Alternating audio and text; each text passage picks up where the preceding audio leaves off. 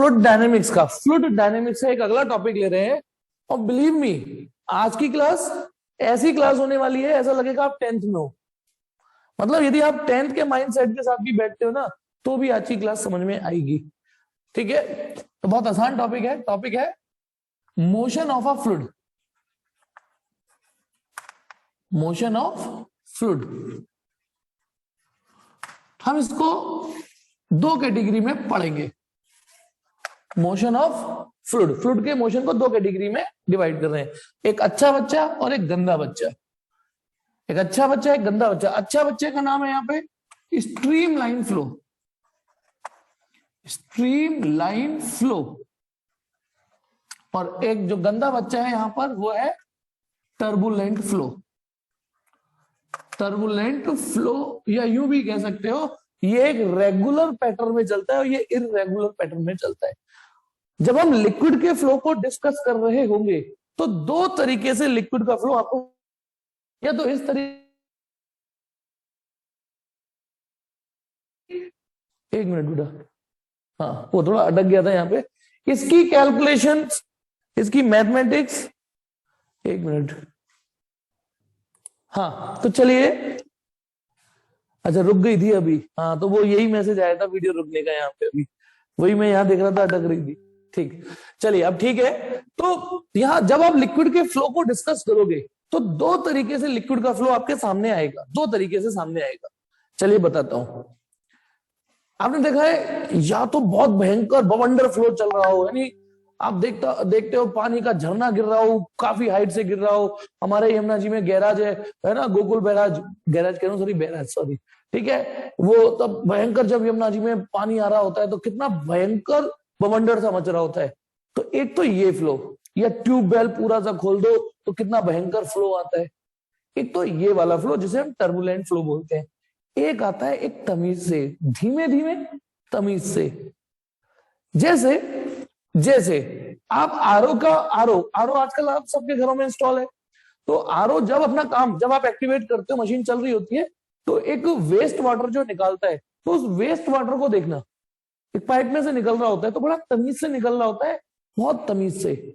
उसको बोलते हैं stream line flow. Stream line flow और भी एग्जांपल दूंगा मैं अभी, लेकिन जैसे ये कोई पाइप है, पाइप तो आड़ी टेढ़ी तिरछी कैसी भी हो सकती है, ठीक है ना। ये मैंने कोई पाइप ली, ठीक है, पाइप ऐसे भी मोल्ड हो सकती है वो। उसके अंदर यदि लिक्विड तमीज से परेड आगे बढ़, परेड की तरह, परेड, अच्छा परेड का चलना और भीड़ के चलने में अंतर समझते हो ना, वही परेड जब चलती है तो हर बंदा एक ही कदम ताल सुर ताल में चल रहा होता है ना, एक पैटर्न में चलते हैं। मुड़ेंगे तो पूरी की पूरी परेड उसी पैटर्न में मुड़ेगी, ठीक है। लेकिन जो भीड़ चलती है, मेले में आप यदि मान लो आप कोई प्रदर्शनी देखने गए हो या किसी मेले में गए हो, कोई कहीं जा रहा है, कोई कहीं जा रहा है, कोई कहीं जा रहा है, वो टर्बुलेंट फ्लो। तो ऐसे ही स्ट्रीम लाइन फ्लो में ना लिक्विड कुछ इस अंदाज में चलेगा, ये लिक्विड कुछ इस अंदाज में चलेगा, इनमिक्सिबल लेयर के रूप में चलेगा। ये लेयर्स हैं जिसे मैंने 2D में दिखा रखा है। तो जब लिक्विड इस अंदाज में, एरो भी दिखा देता हूं कि इधर से इधर जा रहा है, इसको बोलते हैं स्ट्रीम लाइन फ्लो। इसमें क्या होता है, इसमें हमारे पास कुछ मैथमेटिक्स होती है, इसमें तमीज होती है, तो हम उस तमीज का प्रयोग कर सकते हैं। भैया जो तमीज से बात कर रहा होगा हमसे, हम उससे बात करेंगे, उसके बारे में जानेंगे। ये बदतमीजी से बात करता है हमसे, जैसे जैसे ये कोई पाइप है, यही पाइप है, इमेजिन करो यही पाइप है, और इसमें मैं फ्लो को तेज कर दूं तो फिर लिक्विड में ना ऐसे ऐसे ऐसे ऐसे ऐसे ऐसे इस तरीके से चल रहा होता है, देख रहे हो आप, इस तरीके से। इन शॉर्ट ये जो मैंने ये दिखाया है ना, ये दिखाने की कोशिश है कि लिक्विड में रोटेशनल मोशन भी शामिल हो जाता है, रोटेशनल मोशन भी चालू हो जाता है। इसमें सिर्फ स्ट्रीम लाइन सीधे चलेगा, समझ में आ रहा है। इसमें सिर्फ लीनियर वेलोसिटी होगी, इसमें बनने में ओमेगा भी जनरेट हो जाता है, ओमेगा भी जनरेट हो जाता है। इसको बोलते हैं turbulent flow. Stream line flow में क्या होता है, ये जैसे मैंने इस पॉइंट पे टारगेट किया, ये रहा कोई पॉइंट ए, मानो ये कोई पॉइंट ए है, तो इस ए, इसका नाम दे दिया मैंने ए, तो ए पर मैं टेंजेंट डालूंगा ना, तो एक स्पेस टेंजेंट डालूंगा तो एक डायरेक्शन आएगी। तो यहां ना जैसे ए पर स्पीड है 10 मीटर पर सेकेंड, इमेजिन करो जो लिक्विड ए से गुजर रहा है उसकी स्पीड थी 10 मीटर पर सेकेंड। लेकिन अब आप क्या कहोगे, जो लिक्विड यहां से गुजरा उसकी स्पीड 10 मीटर पर सेकंड थी, वो तो आगे चला जाएगा। लेकिन अब जो एक ही जगह आएगा पीछे से, उसकी स्पीड 10 मीटर पर सेकंड होगी जो ए पे आएगा, फिर वो आगे निकल जाएगा। तो मतलब यहां ए पर एक डिफाइंड वेलोसिटी है।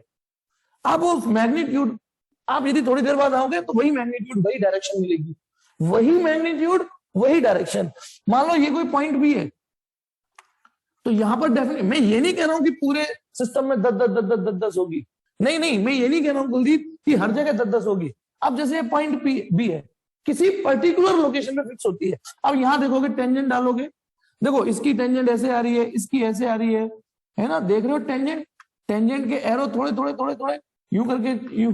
अब यदि मैं पाइप को थोड़ा यूं कर देता, इमेजिन करो पाइप को यूं कर देता, यूं, तो फिर लिक्विड ना ऐसे मोल्ड हो जाता है, ऐसे, है ना, यूं यूं हो जाता। तो अब आगे जाके टेंजेंट ऐसे डलती ना, तो आप इस एरो को देखो, इस एरो को, अलग अलग है कि नहीं। तो मैं ये नहीं कह रहा हूं कि ए और बी पर भी स्पीड सेम होगी। ए पर यदि 10 है तो ये सलमान खान बन जाएगा। एक बार जो मैंने ए पर कमिटमेंट कर दी तो ए पर वही रहेगी। बी पर यदि मान लो कमिटमेंट हो जाता है कि बी पर जो स्पीड है मान लो 15 मीटर पर सेकंड है, तो बी पर 15 है, तो हर उस लिक्विड मॉलिक्यूल की स्पीड जो पॉइंट बी से गुजरेगा, हर उस लिक्विड एलिमेंट की स्पीड जो पॉइंट बी से गुजरेगा उसकी 15 होगी। यानी यहाँ एक जो डेफिनेट पैटर्न होता है रेगुलर, यहाँ कोई कमिटमेंट नहीं, यहाँ रायता फैला हुआ है। यहाँ स्पीड 10 है, 15 है, 12 है, 13 है, 14 कुछ भी हो सकती है। ये टर्बुलेंट फ्लो कहलाता है। आइए तो मैं स्ट्रीमलाइन फ्लो के कुछ और एग्जांपल, टर्बुलेंट फ्लो के कुछ और एग्जांपल देता हूं। ये अभी तो मैंने सिर्फ एक आरओ वाला वाटर लिया। आप देखना, अगर अगरबत्ती, आपने देखा यदि मैं इस कमरे में अगरबत्ती जलाऊं, मुझे ध्यान नहीं रहा, नहीं तो मैं अगरबत्ती जला के दिखाता, पर आप समझ जाओगे। अगरबत्ती जब जलाते तो उसका धुआं, आप देखते हो उसका धुआं, जैसे ये स्टिक है तो उसका धुआं बड़े पैटर्न से, एक थिकनेस होगी, ऐसे करके जा रहा होता है, ना, तो इसको बोलते हैं स्ट्रीम लाइन।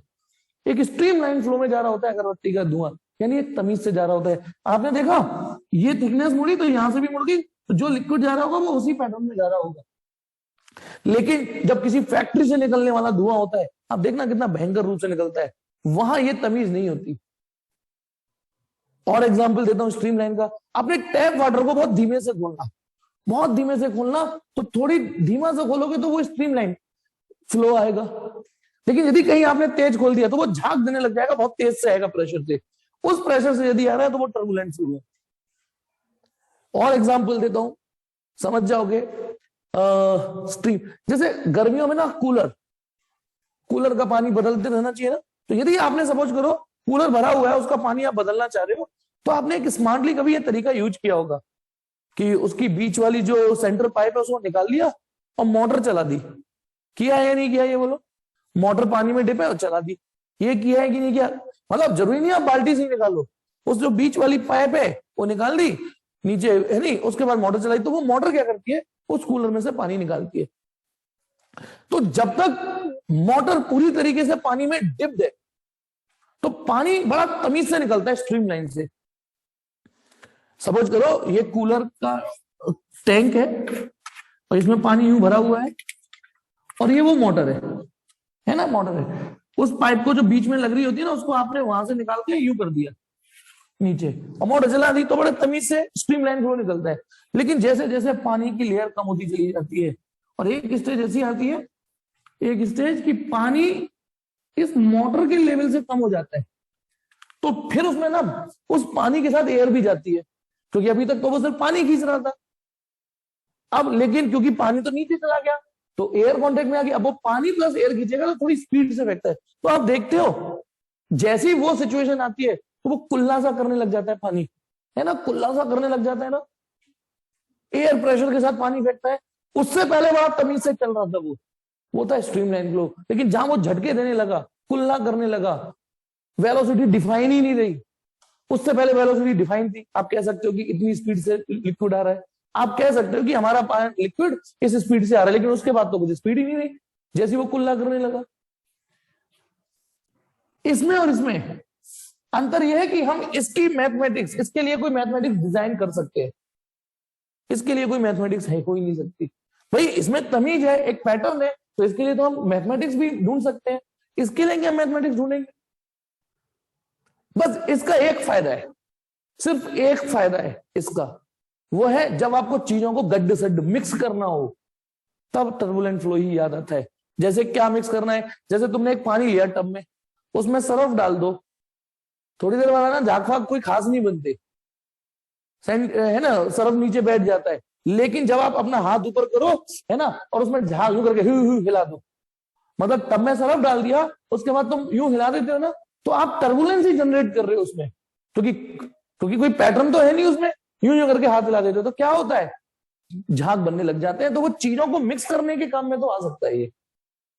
या आपको मान लो बनाना शेक बनाना है, केले काट लो, एक बार बताओ, बनाना शेक बनाना है, देखना ऐसी बनेगा ना, केला काट दूं, केले काट लिए, दूध डाल दिया, चीनी डाल दी, लो बनाना शेक, ऐसी बनता है नहीं। उस मिक्सचर को आपको मिक्सी में ग्राइंडर में चलाना भी होता है, तो वो ग्राइंडर क्या कर रहा होता है, टर्बुलेंसी जनरेट करता है,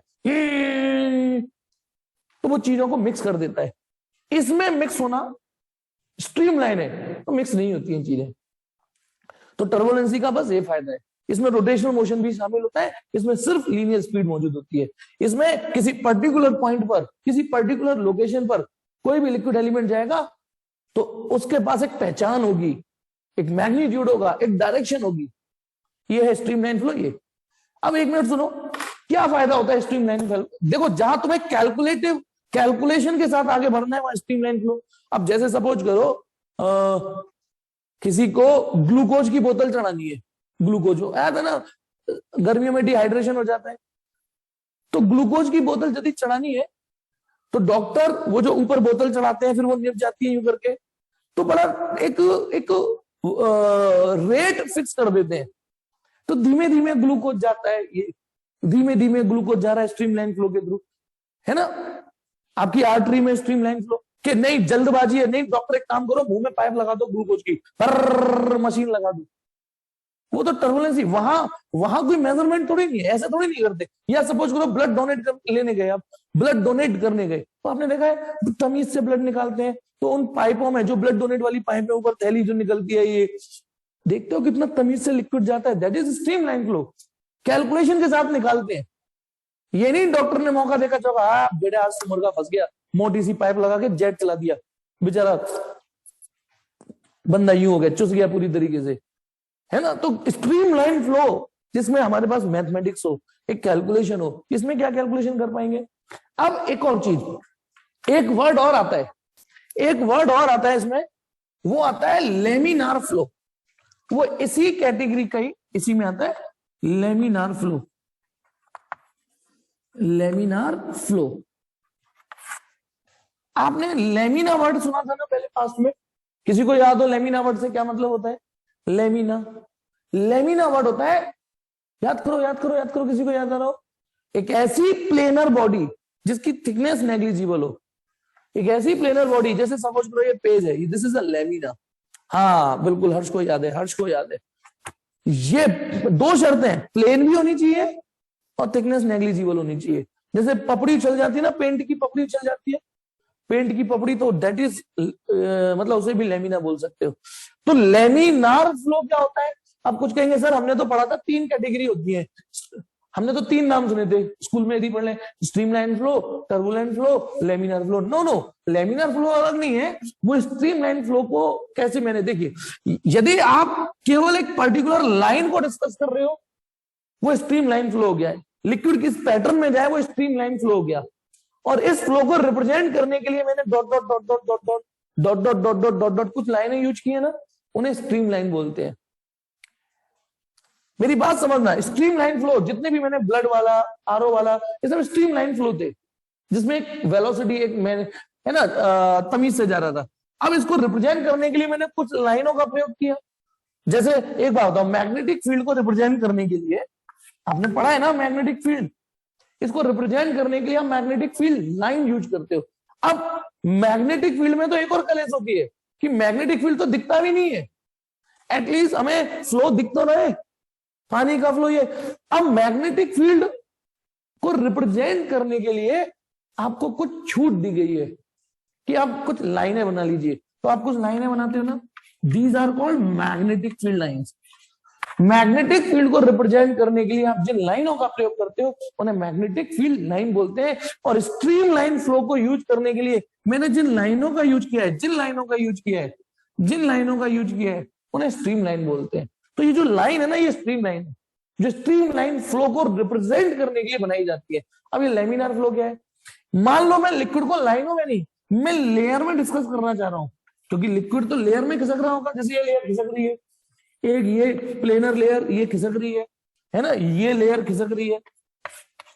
तो जब लिक्विड किसी प्लेन लेयर के रूप में खिसक रहा हो और हम उसकी पूरी की पूरी लेयर को डिस्कस करें, इस लेयर को, इस लेयर को, इस लेयर को, पूरी लेयर को, उसकी किसी लाइन को नहीं, लेयर को, तो हम उसे लेमिनार फ्लो बोलते हैं।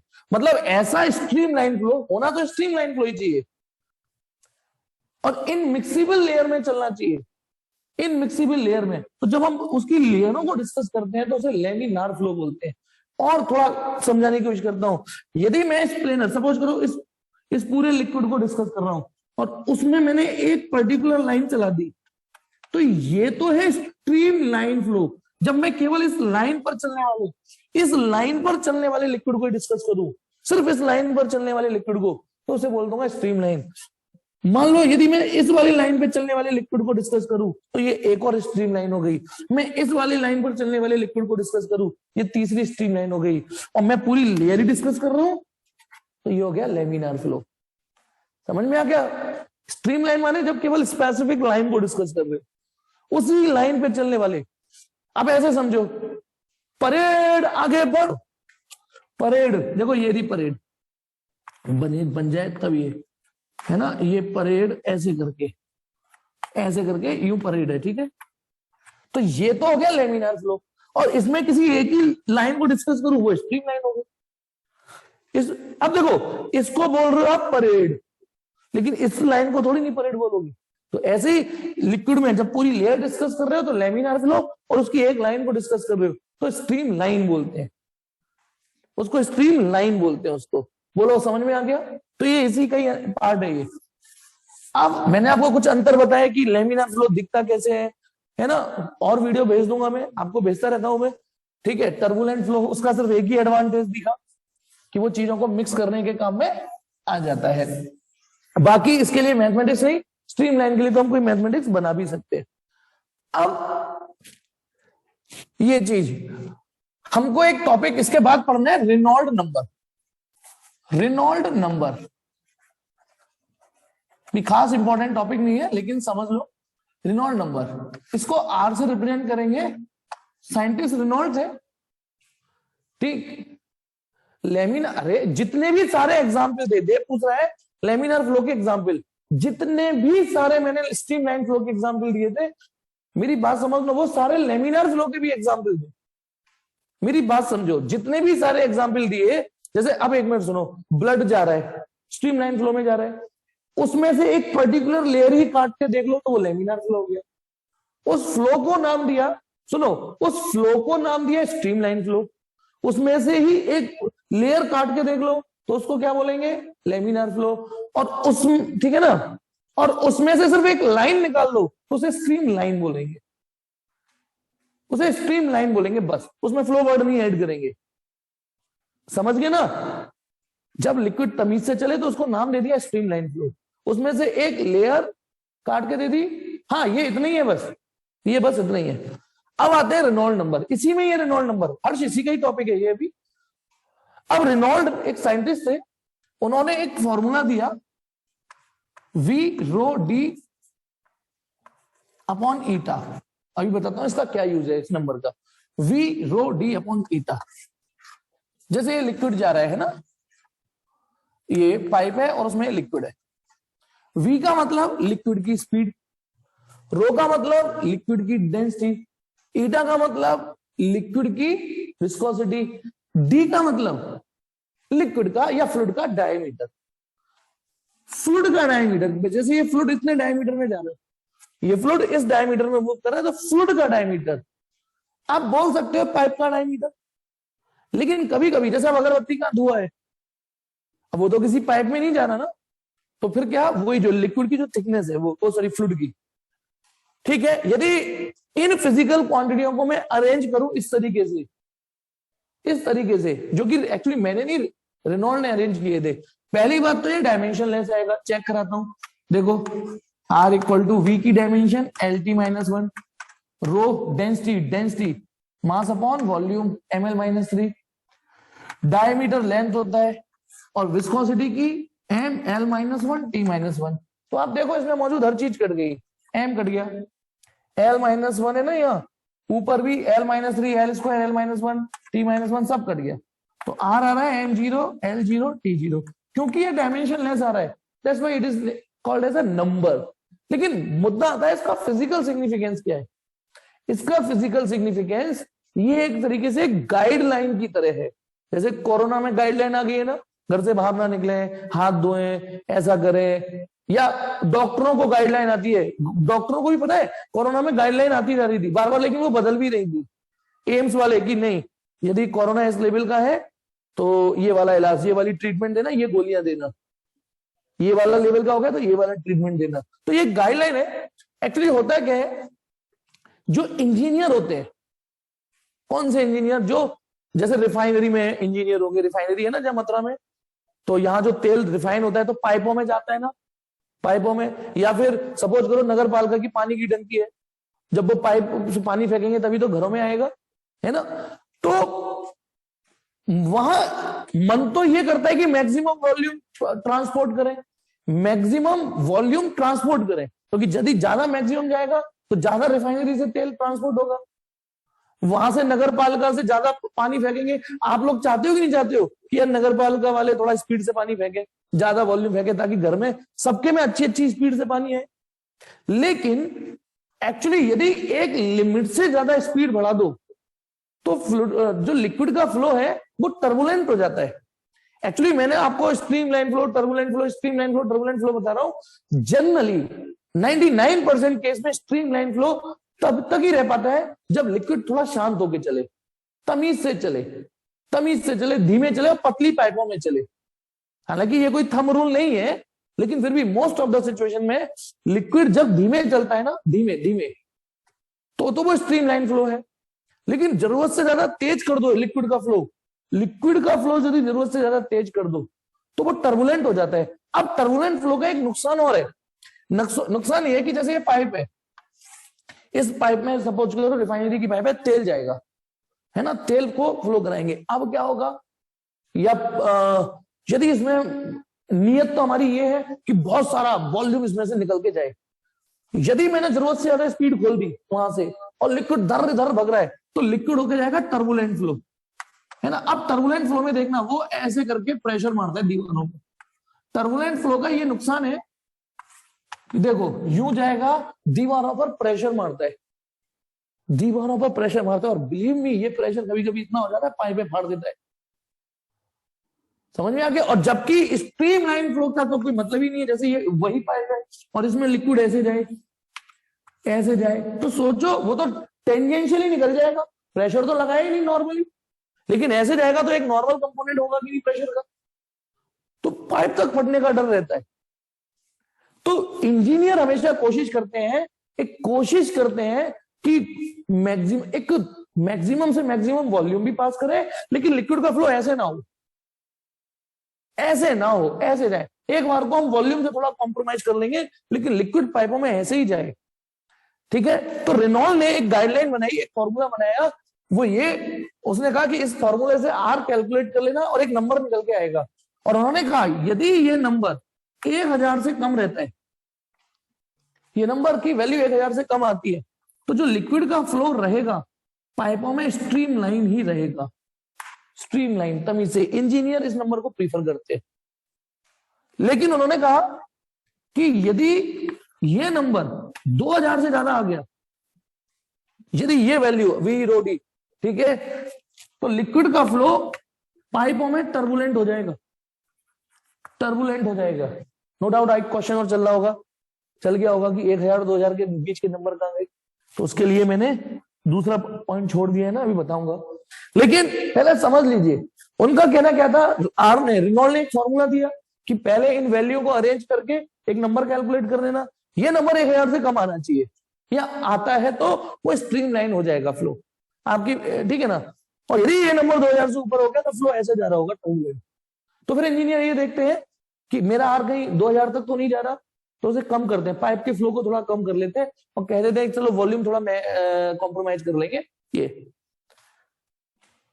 ठीक है, ये क्या बता रहा था मैं, भूल गया। हाँ, अब आते हैं, तो पहली बात तो ये नंबर 1000 से कम आता है तो फ्लो स्ट्रीमलाइन होगा पाइपों में, और ये हार 2000 से ज्यादा होगा तो टर्बुलेंट होगा। अब एक चीज और समझना है यहाँ इस फॉर्मूले में, मान लो तेल भेजना है पाइपों से, तो इंजीनियर रो और ईटा में तो कुछ कर ही नहीं पाएंगे, रो और ईटा में तो वो कुछ कर ही नहीं सकते, क्योंकि तेल की डेंसिटी जो होती है वो होती है, तेल की जो विस्कोसिटी होती है वो होती है, उसमें तो वो कुछ कर नहीं पाएंगे, और पाइप के डायमीटर में भी वो कुछ नहीं कर पाएंगे सेटलमेंट करने के बाद, एक बार इंस्टॉल होने के बाद। तो बस स्पीड को ही कम ज्यादा कर सकते हैं, मतलब मेरी बात समझना, स्पीड को ही कम ज्यादा करके जनरली आर एडजस्ट होता है। देखिए बेटा, स्पीड को कम करोगे तो आर कम हो जाएगा, स्पीड को बढ़ाओगे तो आर बढ़ जाएगा, तो इसीलिए वो स्पीड को इतना नहीं बढ़ाते कि आर इतना बढ़ जाए कि 2000 पे पहुंच जाए। और रही बात वो नंबर जो 1000 और 2000 के बीच में रहेगी, तो इसमें एग्जैक्ट पिक्चर क्लियर होती नहीं है। लिक्विड ना समवेयर कहीं कहीं स्ट्रीमलाइन रहेगा, कहीं टर्बुलेंट हो जाता है, कहीं स्ट्रीमलाइन, यहां पे क्या रहता है, एग्जैक्टली स्ट्रीमलाइन रहता है पूरी पाइप में, पूरी पाइप में टर्बुलेंट रहता है, पर इन नंबरों के बीच में लिक्विड ना थोड़ा कन्वर्जन फेज में चल रहा होता है, स्ट्रीमलाइन से टर्बुलेंट की ओर मूव करने की कोशिश कर रहा होता है। तो पाइप में कहीं स्ट्रीमलाइन चल रहा होता है, कहीं झाग बन जाएंगे, कहीं स्ट्रीमलाइन, कहीं ये, तो इन नंबरों को प्रीफर इंजीनियर इसको भी नहीं करते, इन्हीं को प्रीफर करते हैं।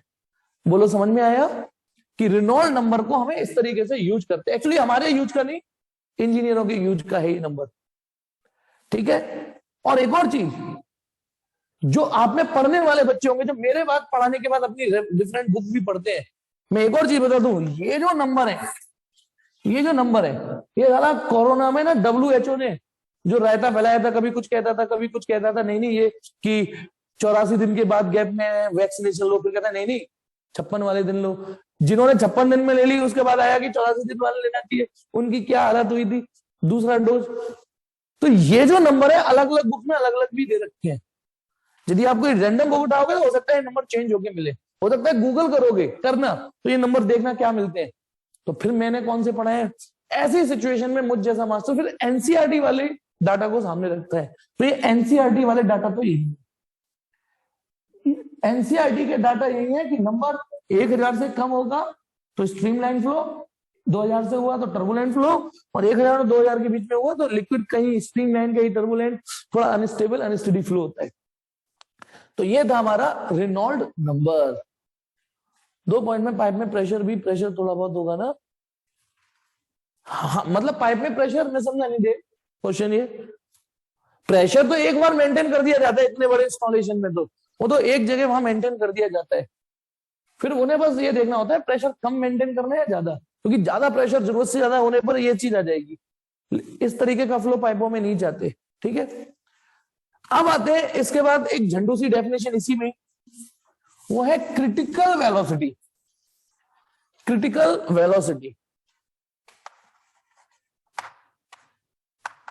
क्रिटिकल वेलोसिटी, स्पीड भी बोल सकते हो यदि डायरेक्शन हटा के बात कर रहे हो तो। इसको सिंबॉलिकली VC रिप्रेजेंट करते हैं, VC। VT लिख दिया था तो टर्मिनल स्पीड, E लिख दिया escape speed, O orbital speed, C लिख दिया। तो अब आप बताइए, इतनी देर से मैं जो पढ़ा रहा हूं तो आपके दिमाग में इतना तो गया होगा कि लिक्विड की स्पीड यदि एक लिमिट को पार करेगी तो लिक्विड का फ्लो टर्बुलेंट हो जाएगा, है ना, ये तो दिमाग में पहुंचा होगा कि यदि स्पीड ज्यादा हो जाती है, जरूरत से ज्यादा हो जाती है, जरूरत से ज्यादा हो जाती है तो लिक्विड का फ्लो टर्बुलेंट हो जाता है, कम रहती है एक लिमिट तक तो स्ट्रीमलाइन रहता है। तो एग्जैक्टली वो दायरा, वो बाउंड्री, जैसे सपोज करो लिक्विड का फ्लो 10 मीटर पर सेकंड चल रहा है पाइप में, लिक्विड स्ट्रीमलाइन है, लिक्विड का फ्लो आपने 15 किया अभी भी स्ट्रीमलाइन है, लिक्विड का फ्लो आपने बढ़ा दिया 20, लिक्विड का फ्लो अभी भी स्ट्रीमलाइन है, लिक्विड का फ्लो आपने 30 कर दिया अभी भी स्ट्रीमलाइन है। लेकिन जैसे ही लिक्विड का फ्लो आपने 31 किया, मतलब यहां तक स्ट्रीमलाइन फ्लो था, लेकिन जैसे ही हमने लिक्विड का फ्लो 31 मीटर पर सेकंड किया, लिक्विड का फ्लो अचानक से टर्बुलेंट हो गया। तो इस वाली स्पीड को क्रिटिकल स्पीड बोलेंगे, इस वाली को, इनको नहीं, इस वाली को। अब अपने आप डेफिनेशन ढूंढो, अपने आप डेफिनेशन ढूंढो, क्या डेफिनेशन दे सकते हैं? That maximum speed of fluid inside a pipe, that maximum up to which liquid flow is streamline, या beyond which the flow of fluid becomes turbulent. कितनी सिंपल डेफिनेशन, यानी जिस लिमिट तक, ठीक है ना, जैसे वो होता है ना, एक कृष्ण और शिशुपाल की स्टोरी थी। कृष्ण जी ने अपनी बुआ कुंती को एक वचन दे दिया था कि ये 100 गाली देगा मैं माफ कर दूंगा, तो है ना बिल्कुल 101 पे गर्दन उड़ा दी उन्होंने, फिर उन्होंने एक गाली भी बर्दाश्त नहीं करी। तो बिल्कुल बाउंड्री, जब तक फ्लो बर्दाश्त कर रहा है, स्ट्रीमलाइन है, तब तक वो क्रिटिकल वेलोसिटी कहलाती है। उसके बाद फिर वो कुल्ला करने लग जाए, ठीक है। तो चलिए सिंपल डेफिनेशन थी ये। अब आ जाते हैं, मैंने कहा ना बहुत सिंपल कॉन्सेप्ट चलेगा, 10th के माइंडसेट के साथ भी यदि कोई बच्चा बैठा हो तो उसे भी ये चीजें समझ में आ रही होंगी, क्योंकि मैंने कौन सी अभी मैथमेटिक्स पढ़ा दी, केवल एक फॉर्मूला जरूर पढ़ा दिया, वो भी आपको बस डायरेक्ट याद करना है, वी रो डी अपॉन ईटा, याद कर लो इसको।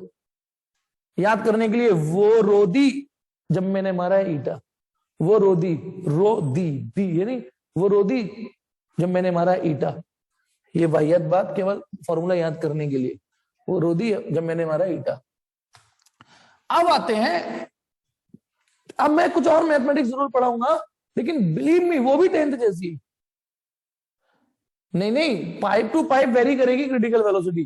जैसे पाइप मोटी कर दी, जैसे पाइप मोटी कर दी, तो मोटी पाइप में ना ज्यादा देर तक स्ट्रीमलाइन फ्लो मैनेज हो सकता है। जो मोटी पाइप होती है ना, उसमें ज्यादा देर तक स्ट्रीमलाइन फ्लो मैनेज हो सकता है, ठीक है, ऐसे। तो ये सब चीजों पे डिपेंड ये। और अभी मैं एक सवाल कराऊंगा ना बाद में, तो शायद और समझ में आ जाए। अब मैं क्या बता रहा था, हाँ, अब बिलीव मी 10th के माइंडसेट के साथ बैठे हो ना, तो 10th जैसी एक बात बताता हूं आपको, 10th जैसा ही एक कॉन्सेप्ट आपने 10th में एक सवाल किए होंगे, और उसकी ना फ्लूइड डायनामिक्स में बहुत जरूरत पड़ने वाली है। तो एक बार के लिए मैं आपको 10th का रिवीजन दे रहा हूं, believe me 10th revision note दे रहा हूं, खूब यूज किया होगा आपने।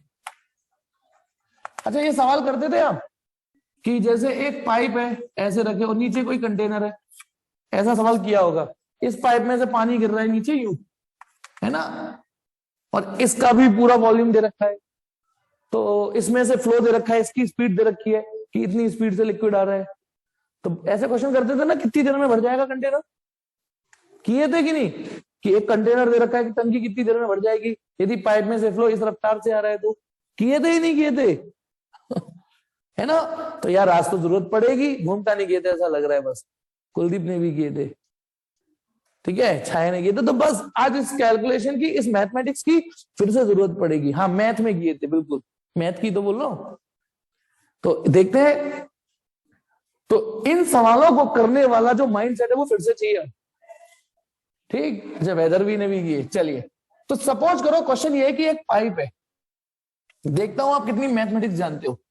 ये पाइप है और उसमें लिक्विड स्ट्रीमलाइन जा रहा है, स्ट्रीमलाइन। और ये भी समझ जाओ बेटा, टर्बुलेंट फ्लो के लिए मैथमेटिक्स हो भी नहीं सकती। अच्छा एक बात बताओ, यदि इसमें टर्बुलेंट फ्लो आ रहा है, टर्बुलेंट फ्लो माने झाग कर करके पानी आ रहा है, कभी कुल्ला कर देता है, कभी धीमे कभी तेज, तो आप इसमें एग्जैक्ट कैलकुलेशन कर सकते हो कितने सेकंड में भरेगा ये बताओ। क्या यदि मैं आपको देखूं इसमें टर्बुलेंट फ्लो आ रहा है, कभी आ रहा है कभी नहीं आ रहा है, कभी तेज आ रहा है कभी धीमे आ रहा है, कभी कुल्ला कर रहा है कभी एयर निकाल रहा है, कितनी देर में टैंक भरेगा, निकल ही नहीं सकता। इसका मतलब जो 10th में आपने मैथमेटिक्स पढ़ी थी वो स्ट्रीमलाइन फ्लो की थी।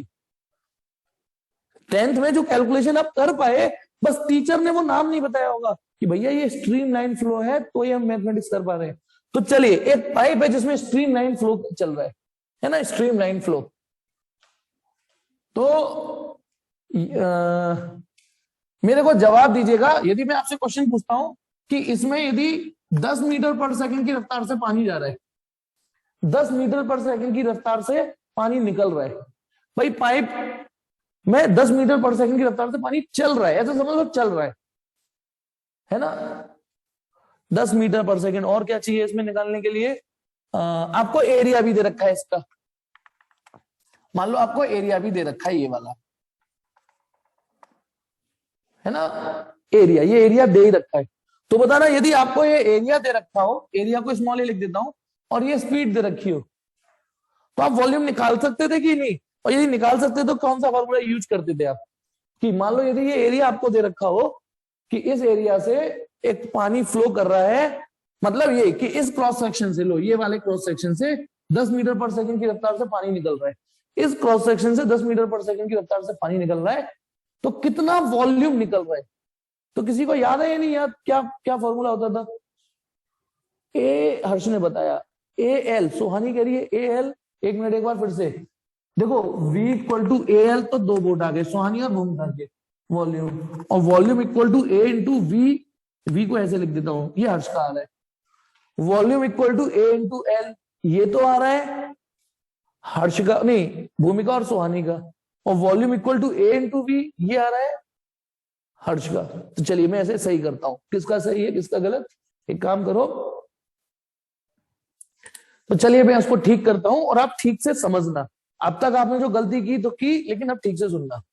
यदि आपको सवाल में वेलोसिटी दे रखी हो, स्पीड सॉरी, और एरिया ऑफ क्रॉस सेक्शन दे रखा हो, तो कितना वॉल्यूम इसमें पास हो रहा है, ये निकालने के लिए क्या यूज करते हैं? तो पहली बात, हम वॉल्यूम का कभी कॉन्सेप्ट निकाल ही नहीं सकते डाटा से, सुन लो आप, कभी नहीं निकाल सकते वॉल्यूम, यदि स्पीड और एरिया दे रखा हो तो कभी नहीं निकाल सकते वॉल्यूम, बिलीव मी, क्योंकि वॉल्यूम तो निकलता जाएगा निकलता जाएगा निकलता जाएगा, चलता ही रहेगा वॉल्यूम। तो तुम्हारी जब तक पाइप में पानी चल रहा है, जब तक तो वॉल्यूम निकलते ही रहेगा। सोच के देखो, यदि मैं आपसे मैं कहूं ये ना सिलेंडर एक सॉलिड सिलेंडर है, सॉलिड सिलेंडर है, इसका वॉल्यूम निकालो, तो इसका तो मेटल फिक्स है, तो इसका तो वॉल्यूम, मेटल का वॉल्यूम तो फिक्स है कि भैया सर इसमें इतना, आप पाई आर स्क्वायर एच लगाओगे, पाई आर स्क्वायर एल एच जो भी आप लगा रहे हो वो लगाओगे, इतना वॉल्यूम है। लेकिन आप इसमें बिलीव करिए, पाई आर स्क्वायर एल, चलो आपने वॉल्यूम निकाला, तो शब्द क्या यूज करोगे? मुझे शब्द बताओ कि इस पाइप में इतना वॉल्यूम है लिक्विड का, पर लिक्विड तो चल रहा है कंटिन्यूअसली, आए जा रहा है आए जा रहा है आए जा रहा है। सोच के देखो, सही शब्द सीखोगे तब फिजिक्स सही सीखोगे। मेरा क्वेश्चन समझ में आ गया है नहीं आ गया? मेरी बात समझ में आई कि नहीं आई? जिस कंटेनर में लिक्विड, जिस पाइप में लिक्विड चल ही रहा है, चले ही जा रहा है चले ही जा रहा है, उसका वॉल्यूम कैसे निकाल लोगे? वॉल्यूम तो आ ही जा रहा है आ ही जा रहा है, वो तो बढ़ती जाएगा। तो वॉल्यूम तो मैं भी नहीं निकाल सकता। हाँ, मुझे एक टाइम लिमिट दी जाए कि इतने सेकंड में कितना वॉल्यूम चल चुका या इतने सेकंड में कितना वॉल्यूम आएगा, तो मैं कुछ कर पाऊंगा, समझे? ऐसी सिचुएशन में जिसमें लिक्विड मोशन में हो पाइप में, तो मैं वॉल्यूम नहीं निकाल सकता, लेकिन एक टाइम लिमिट दे दी जाए, अच्छा चलो ये बताओ इतने सेकंड में कितना वॉल्यूम निकलेगा। क्वेश्चन ऐसे आते थे मैथ में आपके। तो चलिए, तो ध्यान रखना, जब लिक्विड मोशन में होता है तो बिना टाइम लिमिट के वॉल्यूम मैं भी नहीं निकाल सकता, क्योंकि वॉल्यूम तो चलता ही जाएगा जिंदगी भर, जब तक, यदि मशीन जिंदगी भर चल रही है तो वॉल्यूम भी चलता ही रहेगा। सपोज करो, इमेजिन करो लिक्विड की स्पीड v है, तो t टाइम में लिक्विड यहां से यहां मूव कर गया, इमेजिन करो, मतलब लिक्विड का amount, liquid element you move कर गया इन टाइम t। मैंने कहा ना टाइम के साथ बात करूंगा तो कुछ कर पाऊंगा। t टाइम लगा लिक्विड को यहां से यहां आने में, t टाइम लगा, लो मैं इस क्रॉस सेक्शन को हटा देता हूं ताकि कंफ्यूज ना हो, लिक्विड को t टाइम लगा यहां से यहां आने में। तो इसका मतलब यदि मैं ये वॉल्यूम निकालूंगा, मेरी दोनों के लिए देखना, तो ये वॉल्यूम t टाइम में आया है, बिना t टाइम के वॉल्यूम आ ही नहीं सकता, मुझसे भी आपसे भी। तो ये वॉल्यूम मैं निकाल सकता हूं, माना इस वॉल्यूम को मैं v बोल रहा हूं, कैपिटल V, ठीक है? तो volume of liquid, volume of liquid flowing in time t, ये शब्द जोड़ना जरूरी है बेटा आपके लिए, मेरे लिए भी। इन टाइम t v, तो बताइए इस वॉल्यूम को, तो pi r square l, is it okay? This is the volume of liquid in time t, volume of liquid in time t pi r square l. तो खाली वॉल्यूम बोलना गलत word होता है, पूरा शब्द बोलेंगे हम। जब लिक्विड फ्लो करता है तो the volume of liquid flowing in time t, pi r square ये वाला एरिया, एल ये वाला एरिया। इस पाई आर स्क्वायर को मैं ए लिख सकता हूं, ए माने क्रॉस सेक्शन। तो नो डाउट ए इंटू एल भूमिका का सुहानी का ये आंसर था, पर ध्यान रखना वॉल्यूम नहीं है ये है वॉल्यूम इन टाइम टी। मैं बार बार बोलता रहूंगा, भले ही आप परेशान हो जाओ, ताकि आपके दिमाग में एक घंटी मुझे टन, वॉल्यूम नहीं, वॉल्यूम इन टाइम टी। ठीक है, this is the volume of liquid flowing inside a pipe in time T, या यही वॉल्यूम टी टाइम में बाहर आएगा। यदि पाइप में से पानी बाहर आया तो हर टी टाइम में इतना वॉल्यूम बाहर आएगा, हर टी टाइम में इतना वॉल्यूम ही बाहर आएगा, हर टी टाइम में इतना वॉल्यूम बाहर आएगा। सपोज करो मैंने दोनों साइड को टी से डिवाइड कर दिया, दोनों साइड को in the next equation A into L, अब दोनों को उसी टी से डिवाइड कर दिया। तो बताइए एलएचएस को क्या बोलोगे आप? एलएचएस को, इसको बोलोगे rate of flow of volume of liquid inside pipe. ये रेट हो गया, जब किसी चीज को टी से डिवाइड करते हो तो वो रेट हो जाता है। ये वॉल्यूम है, ये रेट ऑफ वॉल्यूम है, ये वॉल्यूम है, ये रेट ऑफ वॉल्यूम है कि लिक्विड किस रेट से फ्लो कर रहा है, V अपॉन टी। ठीक है, ये एरिया। अब गौर से देखो, अच्छा एल क्या चीज है इसमें? एल ये लेंथ थी, एल ये लेंथ थी ना। अब सोच के बताओ, एल लेंथ टी टाइम में, एल लेंथ टी टाइम में यदि कोई कवर कर दे, एल लेंथ टी टाइम में कवर कर दे और ये इस तरीके से आ जाए, ये तो स्पीड हो गई। तो अगली कहानी समझना, एलएचएस है V, थोड़ा बड़ा और थोड़ा सा ही डैश लगा रहा हूं मैं, पता है क्यों लगा रहा हूं? अभी समझ जाओगे। एरिया की जगह एरिया, बताइए एल अपॉन टी, चाहे फिगर देख के बताओ चाहे डायमेंशन सोच के बताओ, एल अपॉन टी क्या चीज है? एल अपॉन टी क्या चीज है? This is the speed of fluid with which liquid is flowing inside the pipe, speed. तो अब मैं बताता हूं मैंने इतना डिजाइनर वी क्यों लिखा है ऐसे, क्योंकि यदि मैं इसे भी वी लिखूं फिर ये जो चीज आएगी फिर तुम तो वी से भी काट दोगे ना, जबकि ये वॉल्यूम है, ध्यान रखना। तो मैं क्या कर रहा हूं बेटा, V अपॉन टी, एलएचएस क्या है? V upon T equal to, this is area, और L अपॉन टी को लिख सकते हो आप स्पीड। इस स्पीड को ना थोड़ा, क्योंकि इससे कटे नहीं तो मैंने थोड़ा घुमा के लिख दिया ऐसे। तो इस फॉर्मूले को आप याद करोगे और ऐसे याद करोगे। प्लीज 10th के सवाल भले एक दो और रिफ्रेश के लिए कर लेना, लेकिन अब ध्यान रखना हमारे पास जब एरिया में स्पीड का मल्टीप्लाई करते हैं तो वॉल्यूम नहीं आता, वॉल्यूम पर सेकंड आता है, वॉल्यूम पर सेकंड आता है। इसकी डायमेंशन भी निकाल देना, L Q upon T minus one आएगी, देख लेना। एरिया में वी का मल्टीप्लाई करोगे तो एरिया में V, A into V, area की डायमेंशन एल स्क्वायर, वी की डायमेंशन एल अपॉन टी, तो L cube T minus one. तो देख रहे ना वॉल्यूम पर सेकंड, और ये फॉर्मूला याद कर लेना। और यदि मुझे वॉल्यूम निकालना है तो टी को उधर ले जाना, ए वी टी। अंतर समझो इन दोनों फॉर्मूलों में, ये वॉल्यूम है, ये वॉल्यूम पर सेकंड है, ये volume in time T, sorry this is the volume in time T. यदि टी टाइम तक यदि मैंने पाइप में से पानी निकलने दिया तो टी टाइम में इतना वॉल्यूम निकल जाएगा, और ये रेट है कि इस रेट से पानी निकल रहा है। ये था 10th का रिवीजन। मैंने कहा ना 10th के माइंडसेट के साथ बैठो, बस मैंने थोड़ा सा करेक्ट कर दिया। अच्छा एक मुझे कोई बताएगा, इस फॉर्मूले में कंडीशन अप्लाइड है, ढूंढ के बताओ क्या कंडीशन अप्लाइड है। और मैंने बातों बातों में बताई भी दी, इस फॉर्मूले में कंडीशन अप्लाइड है, ढूंढ के बताओ क्या कंडीशन अप्लाइड है, सोच के बताओ। कोई नहीं सोच पाया है? 10 सेकंड दे रहा हूं टाइप करने के लिए। हर्ष ने ठीक लिखा, देव थोड़ा गलत, हाँ देव ठीक, छाया ठीक, सही पढ़ रहे हैं ध्यान से। कंडीशन ये है कि लिक्विड का फ्लो स्ट्रीमलाइन होना चाहिए, कुल्ला करने वाला नहीं होना चाहिए। स्ट्रीमलाइन फ्लो होगा तो ही तो निकाल पाओगे, तभी तो ये मैथ वैलिड होगी, तभी तो ये इक्वेशन उससे मैच करेगी। तो मैं ये मानता हूं ये आप रट लोगे। अच्छा यदि आपको मास फ्लोइंग पर सेकंड निकालना हो तो तुम्हें ये पता है ना, डेंसिटी बराबर मास अपॉन वॉल्यूम। तो वॉल्यूम बराबर क्या हो गया बोलो? वॉल्यूम बराबर हो गया एम अपॉन रो। तो आप वॉल्यूम की जगह एम अपॉन रो रख सकते हो। देखो नेक्स्ट स्टेप में इस वॉल्यूम की जगह मास अपॉन रो रख दिया, ए वी टी, ठीक है ना। तो रो को वहां ले जाओ और टी को यहां ले जाओ। तो ये क्या चीज होगी? वैसे इसकी खास जरूरत पड़ेगी नहीं, मास फ्लोइंग पर सेकंड या इन यूनिट टाइम, इसमें ज्यादा मूड नहीं मार रहा मैं, है ना। तो ये फॉर्मूला रट लेना, रट लेना, रट लेना, रट लेना, रट लेना। यदि मैं ए इंटू वी लिख रहा हूं तो वो वॉल्यूम पर सेकंड है, ठीक।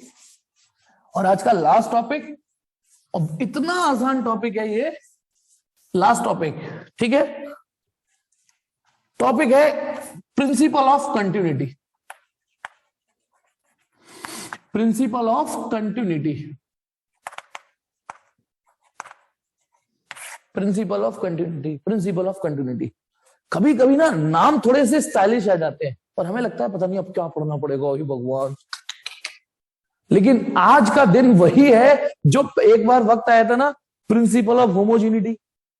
एक वक्त आया था आपके लिए प्रिंसिपल ऑफ होमोजेनिटी, तो आप जब 11th में नए नए आए थे तो आपको लगा होगा यार ये क्या चीज है, बवाल पढ़ेंगे, भगवान पता नहीं क्या पढ़ने को मिलेगा। लेकिन क्या पढ़ने को मिला प्रिंसिपल ऑफ होमोजेनिटी में कि सारा लेंथ में लेंथ जुड़ेगी, मास में से मास ही घटा सकते हो। थैंक गॉड होमोजेनिटी पढ़ा दी, नहीं तो हम 1 लीटर लड्डू में से नहीं 1 किलो लड्डू में से 2 लीटर रायता फैला रहे थे, है ना। इससे पहले क्या आपने प्रिंसिपल ऑफ होमोजेनिटी नहीं पढ़ी होती तो एक बार बताओ, उससे पहले आपका काम नहीं चल रहा था, बस आपको उस समय नाम नहीं पता था कि इसे प्रिंसिपल ऑफ होमोजेनिटी बोलेंगे। उससे पहले क्या आप यही सवाल करते थे कि 5 मीटर कपड़े में से 2 किलो लड्डू फैल गए तो कितने लीटर रायता बचा, ऐसे करते थे सवाल।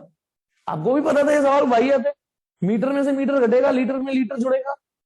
तो ऐसा ही आज होने वाला है। नाम बड़ा स्टाइलिश है प्रिंसिपल ऑफ कंटिन्यूटी, नाम बड़े और दर्शन छोटे।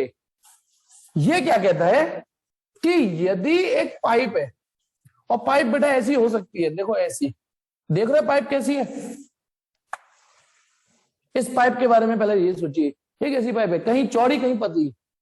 इसमें भी लिक्विड स्ट्रीमलाइन मेंटेन कर सकता है अपने आप को, कहीं चौड़ी कहीं पतली। अब जैसे सिरिंज होती है, सिरिंज, सिरिंज देखते हो आप,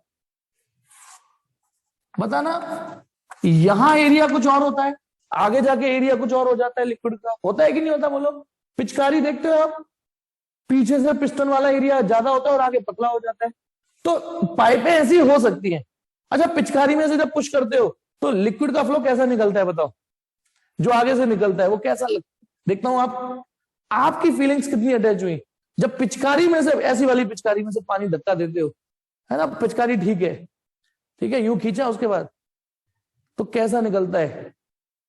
यदि पिचकारी में से, वो नहीं जब फस फस फस कर रहे हो, जिस समय उसमें लिक्विड भरा हुआ है, जब लिक्विड, छोड़ो वो वाली वो तुम वो वाली पिचकारी कह रहे हो, मैं सिंपल वाली पिचकारी कह रहा हूं। ऐसी वाली जो होती है पिचकारी, जो ऐसी वाली होती है, जो धक्का देके चलाते हैं, वो स्ट्रीम लाइन निकालती है, स्ट्रीम लाइन निकालती, कभी गौर से देखना, तमीज से ही निकलता है पानी। हाँ जब खत्म, अब आपने एक बार पूरी पुश कर दी, उसके बाद वही बनियागिरी की एंड तक, हम टूथपेस्ट को एंड तक निचोड़ते हैं ना, बिल्कुल टूथपेस्ट को एंड तक निचोड़ते हैं, साबुन पतला रह जाता है तो नए साबुन पे ऊपर चिपका देते हैं। तो एक बार पिचकारी चल गई तो लोड करने की बजाय हम इसे खींच के फिर फंस करते हैं, तो अगली बार तो झाग भी निकलेंगे ना उसमें, एयर और ये तब तो टर्बुलेंट ही होगा। हाँ, तो एक ऐसी पाइप है, ये कैसी है, नॉन यूनिफॉर्म क्रॉस सेक्शन, इसमें लिक्विड ऐसे फ्लो कर रहा है, ऐसे फ्लो कर रहा है लिक्विड, ठीक है। ये कलर थोड़ा सा सही नहीं है, दिख रहा है कि नहीं, वैसे दिख रहा होगा, कोई बात नहीं, ठीक। लिक्विड स्ट्रीम लाइन फ्लो कर रहा है, शर्त यह लिक्विड स्ट्रीम लाइन फ्लो कर रहा है, एरो लगा दिया, ऐसे ऐसे जा रहा है। तो प्रिंसिपल ऑफ कंटिन्यूटी ये कहता है कि यदि मैं इस कंटिन्यूअस पाइप में, शर्त यह कंटिन्यूअस पाइप होनी चाहिए। कंटिन्यूअस पाइप का मतलब बीच में कहीं इनलेट और आउटलेट नहीं होना चाहिए। इनलेट और आउटलेट का मतलब ऐसा नहीं कि बीच में कहीं से पानी आ रहा है, एक पाइप और जुड़ के जो आ रहा है, या कहीं लीक हो रहा है, पानी छेद हो रहा है तो पानी निकल रहा है। तो मान लो एक क्रॉस सेक्शन में ये कंसीडर कर रहा हूं, आप सब लोग सुन रहे हैं, ये क्रॉस सेक्शन, और एक क्रॉस सेक्शन ये कंसीडर कर रहा हूं। यदि क्रॉस नाम भी दे दिए, ए माने ये वाली साइड, बी माने इधर वाली साइड, यदि इस ए और बी के बीच में जो भी लिक्विड, ए और बी के बीच में यदि लिक्विड का फ्लो कंटिन्यूअस और स्ट्रीम लाइन है, कंटिन्यूअस का मतलब बीच में कोई सोर्स और सिंक भी नहीं है। सोर्स माने कहीं से लिक्विड एंटर नहीं कर रहा है इसमें, सिंक माने कहीं से लिक्विड डिस्ट्रॉय, मतलब कहीं लीक भी नहीं कर रहा। If there is no source, देखना ध्यान रखना कितनी सस्ती बात आएगी निकल के, if there is no source and no sink in between any two cross section of streamline flow, समझ गए यहां तक। तो जितना वॉल्यूम पर सेकंड इसमें अंदर घुस रहा होगा, उतना वॉल्यूम पर सेकंड इसमें से बाहर निकल रहा होगा। इस बात को सुन के आपको ताज्जुब हुआ क्या, बताना।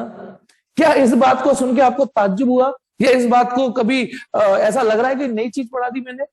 मुझे बताओ, ऐसा लग रहा है? मैं सिर्फ इतनी बात बोल रहा हूं कि जितना लिक्विड इसमें एंटर करेगा उतने लिक्विड इसमें से बाहर निकलेगा, खत्म। तो कोई ताज्जुब की, मैंने पहले ही बोला था नाम बड़े दर्शन छोटे, लेकिन इसमें शर्तें सजा दी हैं, शर्तें सजा दी हैं। अच्छा बताना, यदि यहाँ कोई लीक हो रहा हो, लिक्विड लिक्विड यहां से छेद हो गया, लीक हो रहा है, तो क्या जितना वॉल्यूम एंटर करेगा उतना ही बाहर निकलेगा क्या? ये बता दो मुझे। जितना लिक्विड क्रॉस सेक्शन ए से घुस रहा है उतना ही बी से बाहर निकलेगा, जितना ए से, फिर थोड़ी नहीं होगा, या घुस रहा है बाहर। तो यानी यही शर्त भी जरूरी थी कि ए और बी के बीच में, ए और बी के बीच में कोई सोर्स और सिंक नहीं होनी चाहिए। दूसरी बात, लिक्विड का फ्लो स्ट्रीमलाइन क्यों जरूरी है? सोच के देखो, यदि मैं पाइप ये बना दूं, है ना, ये क्रॉस सेक्शन, ये क्रॉस सेक्शन, और यदि मैं ये कह दूं कि फ्लो ऐसे जा रहा है, कैसा टर्बुलेंट फ्लो, तो ये बताना, एवरेजन तो चलो जो पानी घुस रहा होगा वो बाहर निकलेगा ही निकलेगा, लेकिन हर पल जितना पानी घुसेगा उतनी बाहर निकलेगा, हर सेकंड, हर अगले सेकंड जितना पानी इस क्रॉस सेक्शन में से घुसेगा उतना ही बाहर निकलेगा। सोच के बताओ, यदि ये लिक्विड का फ्लो टर्बुलेंट है तो यार यहां थोड़ी नहीं कोई गारंटी ले सकता, यहां कोई गारंटी नहीं ले सकता, है ना।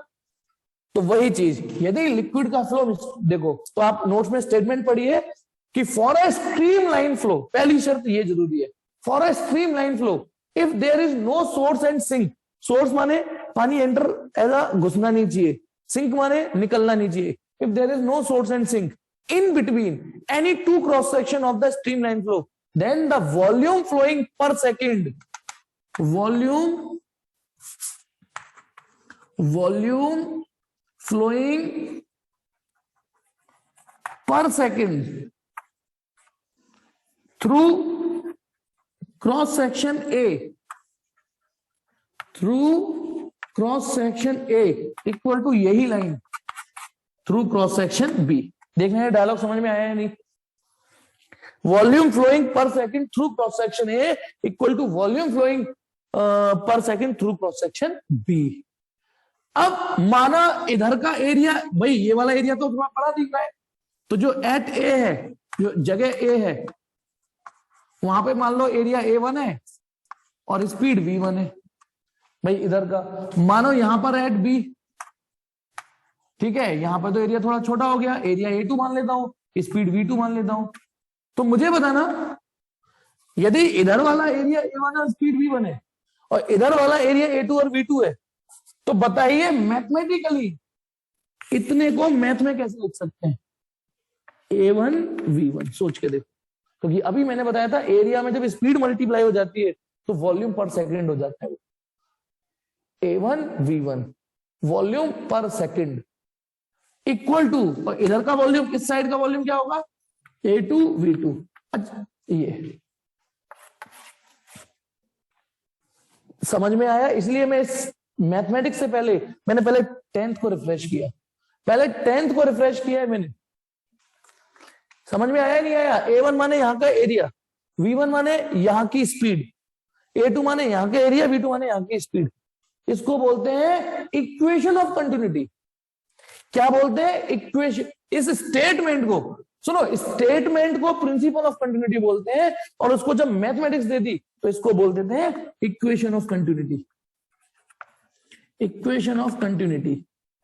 और हाँ, आप वॉल्यूम पर सेकंड इक्वल टू वॉल्यूम पर सेकंड, आप वॉल्यूम इक्वल टू वॉल्यूम भी बोल सकते हो, लेकिन होगा क्या उसमें? A1 V1 T equal to A2 V2 T, यानी जितने समय में जितना वॉल्यूम, T माने उतने ही समय में उतना वॉल्यूम पास होगा, तो T से T तो फिर भी कटना है, तो आनी इक्वेशन इसी फॉर्मेट में।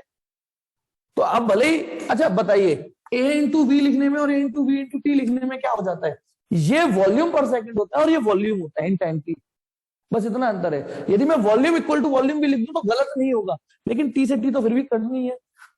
तो ये रहा, इस स्टेटमेंट में आप वॉल्यूम पर सेकंड की जगह वॉल्यूम वर्ड हटा के मास बोल सकते हो। Mass of liquid flowing per second equal to mass of liquid flowing per second through this side, लेकिन आनी इक्वेशन यही है, ये है इक्वेशन ऑफ कंटिन्यूटी।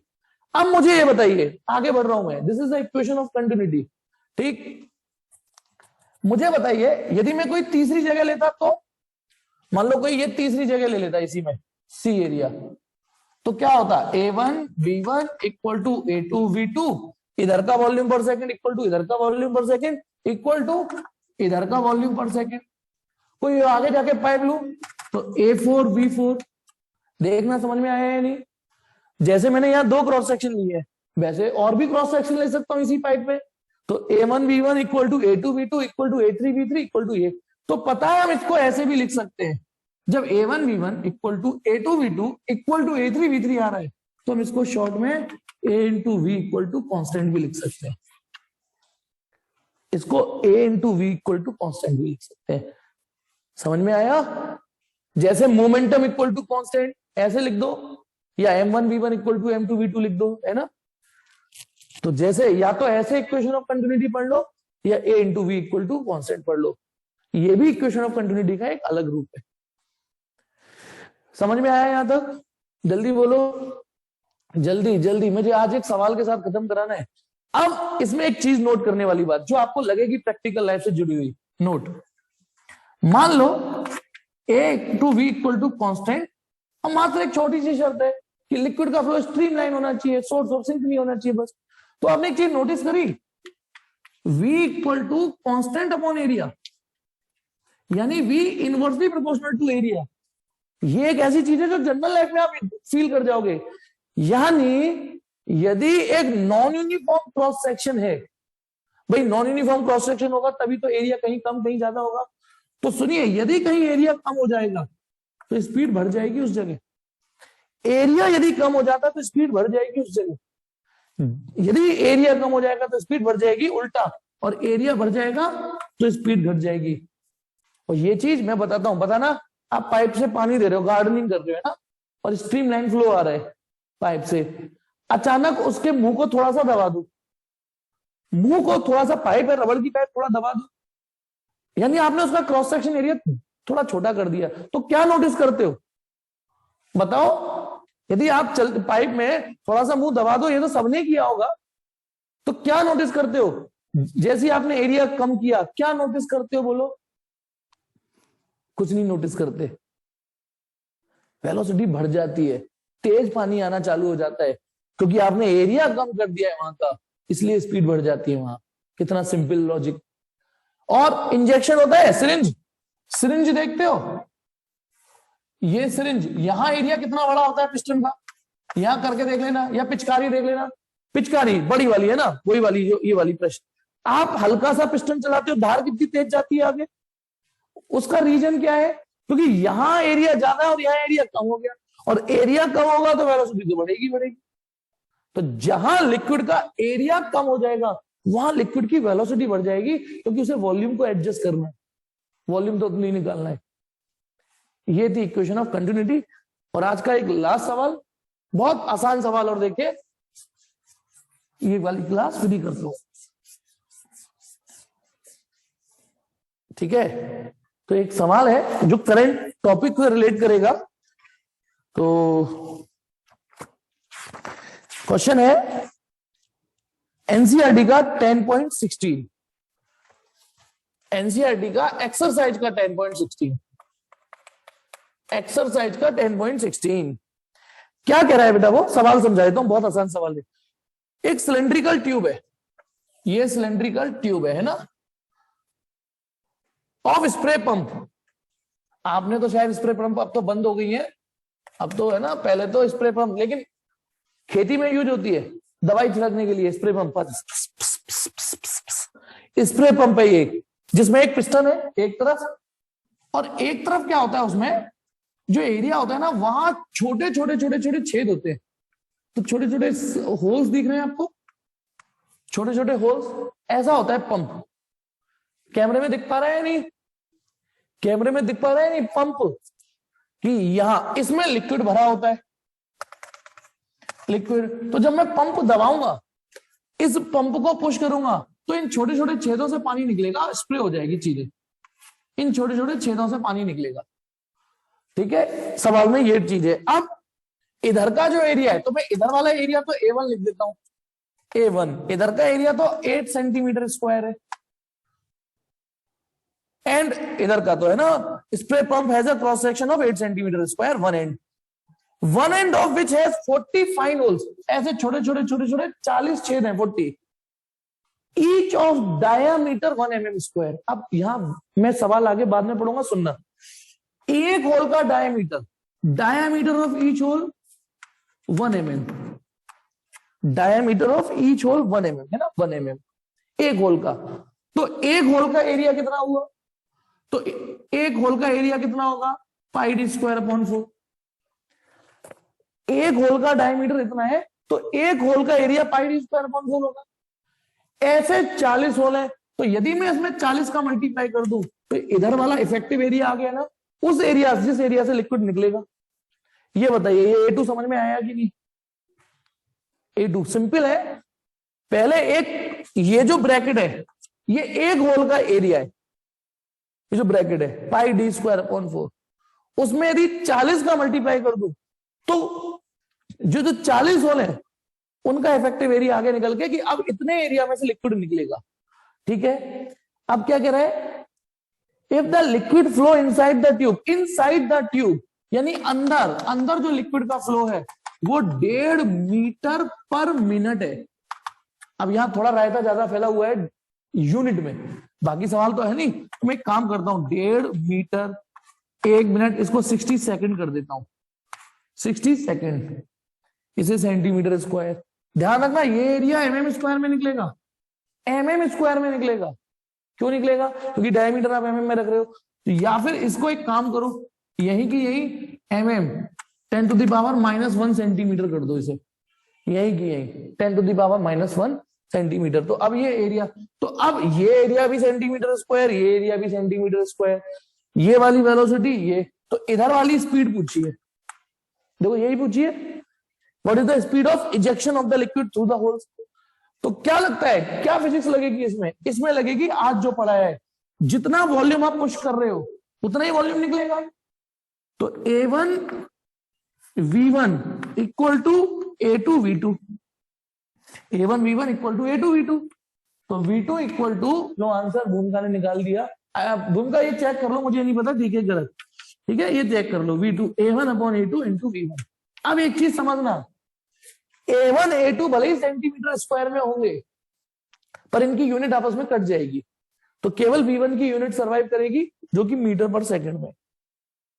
ठीक है, तो आपका आंसर आ जाएगा। बाकी काम कैलकुलेशन से कर लेना, कैलकुलेटर लगा के कर लेना। ठीक है, जो